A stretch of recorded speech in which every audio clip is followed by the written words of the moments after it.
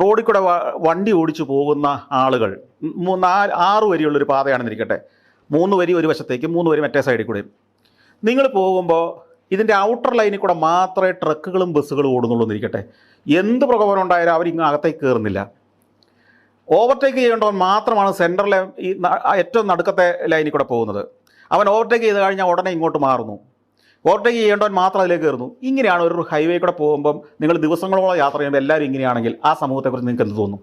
അത് കഴിഞ്ഞ് നമ്മളിവിടുന്ന് അങ്കമാലിയിൽ നിന്ന് തൃശ്ശൂർ വരെ ഈ 3 വരിയോ 4 വരിയോ ഉള്ള പാതയിൽ കൂടെ പോകുമ്പോൾ നമ്മുടെ നാട്ടിലെ ഡ്രൈവർമാരും ഡ്രൈവിംഗ് സിസ്റ്റത്തെക്കുറിച്ച് നമുക്ക് എന്ത് തോന്നും? ഇങ്ങനെ ഒരാൾക്ക് തോന്നിയാൽ അഭിപ്രായം പറഞ്ഞുകൂടെ?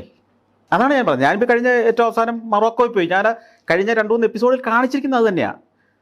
ഒരു വശത്തേക്ക് 3 വരിയുള്ള പാതയിൽ എങ്ങനെയാണ് വാഹനങ്ങൾ ഓടുന്നത്. ഒരു ട്രക്കും ആ ലൈൻ വിട്ട് ഇങ്ങോട്ട് കയറില്ല. അവന് പോയിട്ട് അത്യാവശ്യം കാണും.